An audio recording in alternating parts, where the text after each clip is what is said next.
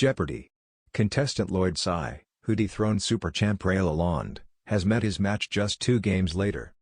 Even host Ken Jennings, 48, admitted that the potentially promising player got tussled by a newcomer.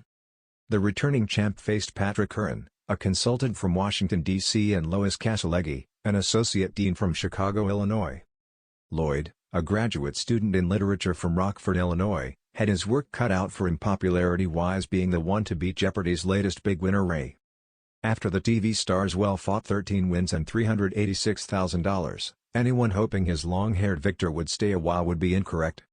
After 2 wins and $53,000 total, his third game resulted in him losing by a huge chunk of change. The beard-boasting Patrick, who responded clue after clue with last names only, always a sign of a game face, began to dominate. Patrick landed on 2 of the game's daily doubles for $4,000 apiece and got them correct without much pause. He couldn't really be caught.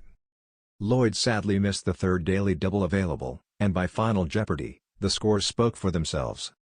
Patrick had $24,800 with Lloyd at $8,800. Even Ken had to say that Patrick had the big lead. He couldn't really be caught. Unfortunately, Lois finished in the red at -$800, so she didn't compete in the last round. Final Jeopardy! Read under the movies, Laurence Olivier and Ernest Borgnine were considered for the lead role and Sergio Leone to direct for this film that turned 50 in 2022. Both players were correct with The Godfather, with Lloyd ending with $13.1 thousand.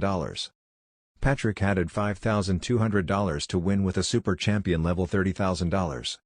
Fans were disappointed the fresh face couldn't get 4 wins to at least be a Tournament of Champions contender, let alone 3 wins. He got taken to the mattresses, simply put. On to the next. Sad to see Lloyd go before he could at least get to Tournament of Champions alternate status, but Patrick seems like a strong competitor, one Reddit user wrote. Patrick played extremely well, posted an astounded second fan. I predict a 7-game streak for Patrick, wrote a third a bit early to the punch, though the winner's first game was impressive. Lloyd, ya did good, young man. Onward and upward. My son is your age. I was rooting for you. On to the next adventure, wrote a fourth under a YouTube clip. Every time a Jeopardy champion I became attached to finally loses, I need a period of grieving, wrote a fourth still missing Ray. No hard feelings. Ray's loss on January 3 to Lloyd was one for the books, even though many viewers didn't want to see him go. By Final Jeopardy, he was in second place with $12,000, whereas Lloyd had $12,490 and Claire Teore $11,200.